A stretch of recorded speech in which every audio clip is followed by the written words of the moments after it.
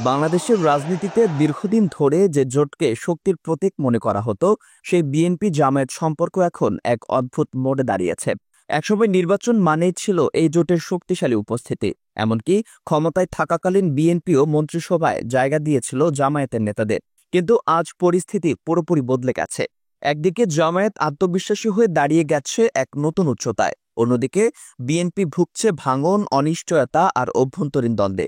বিশ্লেষকদের চোখে বিএনপির সংকট এখন আর গোপন নয়, দলের ভেতরে দ্বন্দ্ব প্রকাশ্য রূপ নিয়েছে, বিশেষ করে প্রপোর্শনাল রিপ্রেজেন্টেশন ভোট ব্যবস্থা নিয়ে।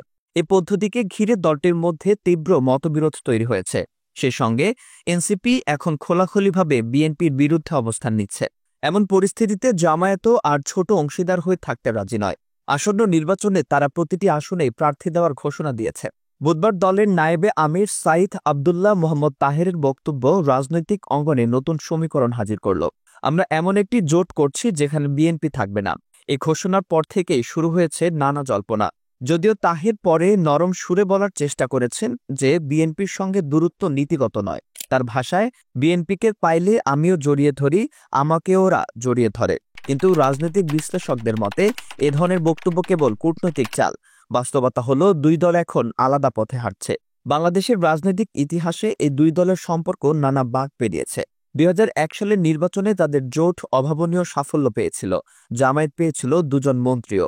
কিন্তু ২০০৮ সালের নির্বাচনেই পরিস্থিতি বদলে যায়। যুদ্ধাপরাধের বিচার, দলীয় নিবন্ধন বাতিল, শীর্ষ নেতাদের কারাদণ্ড কিংবা মৃত্যুদণ্ড, সব মিলিয়ে জামায়াত কার্যত মঞ্চ থেকে ছিটকে পড়ে। তবে সময়ের সঙ্গে সঙ্গে তারা আবারও সংগঠিত হয়েছে। সামাজিক যোগাযোগ মাধ্যম ও তরুণ প্রজন্মের সক্রিয় অংশগ্রহণ তাদের ফিরিয়ে এনেছে নতুন শক্তিতে। বিএনপির অবস্থান ঠিক উল্টো। টানা ১৭ বছর ক্ষমতার বাইরে থাকা, আন্দোলনের ব্যর্থতা, নেতৃত্ব সংকট, খালেদা জিয়ার অসুস্থতা এবং তারেক রহমানের বিদেশ থেকে রাজনৈতিক নেতৃত্ব, সবকিছু মিলিয়ে দলটি ধীরে ধীরে কোণঠাসা হয়ে পড়েছে। সাম্প্রতিক জরিপের ফল আরও হতাশাজনক।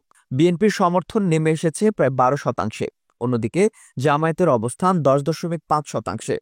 ফলে বিএনপির পুরনো মিত্ররাই আজ সমান তালে প্রতিদ্বন্দ্বিতা করার মতো অবস্থানে পৌঁছে গেছে। জাতীয় ঐক্যমত কমিশনের আলোচনায়ও জামায়াতের তৎপরতা চোখে পড়ার মতো। তারা স্পষ্ট জানিয়ে দিয়েছে, প্রপোর্শনাল রিপ্রেজেন্টেশন ছাড়া কোনো নির্বাচন গ্রহণযোগ্য হবে না। কারণ তাদের বিশ্বাস, এই ব্যবস্থায় সরাসরি জিততে না পারলেও সংসদে উল্লেখযোগ্য আসন নিশ্চিত করা সম্ভব। এই লক্ষ্যে বিএনপিকে বাদ দিয়ে নতুন জোট গঠনের পথে হাঁটছে তারা।